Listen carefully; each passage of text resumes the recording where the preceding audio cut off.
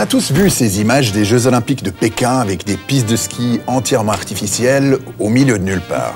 C'est scandaleux. D'ailleurs, je m'apprête à déposer une motion au Grand Conseil qui dénonce avec la plus grande fermeté ce saccage environnemental en Chine. Alors que chez nous en Suisse, nos pistes de ski ont été créées... Naturellement.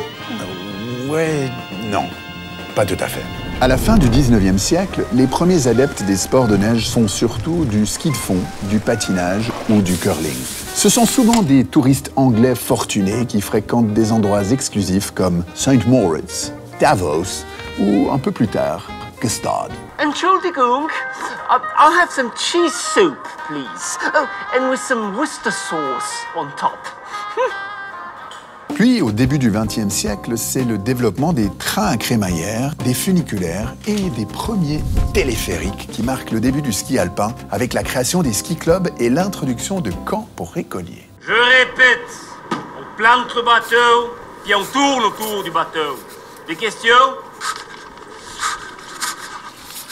Mais c'est surtout après la Deuxième Guerre mondiale que les Alpes connaissent un vrai boom, avec le développement des téléskis, des télésièges et des premières télécabines, comme celle de Crider, au-dessus de Grand Montana, en 1950.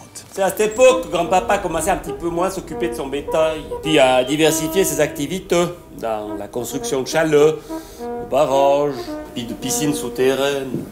Pour faire de la place aux skieurs, on crée des pistes un peu partout, comme à Vezona en 1969, où 800 hectares de forêt sont déboisés en quelques semaines pour créer la fameuse piste de l'ours. Et puis ma foi, tant pis pour ces pétasses de marmotte. Vous savez qu'à pas être là, ces pétasses de marmotte. Partout, on rase la forêt. Au Marécotte, à Verbier, à Loesch-les-Bains, au Raz, à Zermatt, à Krandersteg. Mais la Confédération finit par resserrer les règles. Et après la création des domaines skiables de Saas-Grund en 1979 et d'Evolen en 1981, plus aucune nouvelle station de ski ne verra le jour. Déjà plus que 40 ans que les associations écologiques nuisent à l'environnement économique. Hein? Tant misère, mal.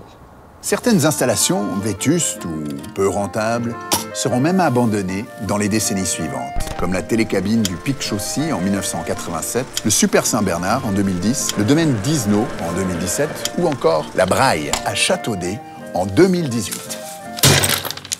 Et aujourd'hui, les stations sont obligées de s'adapter aux nouvelles habitudes d'une clientèle toujours plus exigeante. Oh là! Avec mes filles mandarines et pivoine, on aimerait prendre un cours de ski rando. Alors on n'en a jamais fait de notre vie, mais on a le matériel tout neuf.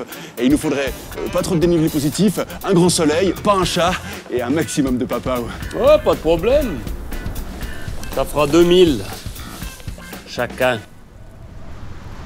Et puis, bien sûr, il y a les canons à neige, sans lesquels une bonne partie des stations ne survivrait tout simplement pas aujourd'hui. Eh ben, on n'est pas si différents des Shintok, finalement. À part qu'on fait un bien meilleur fendant. Chin. Toc.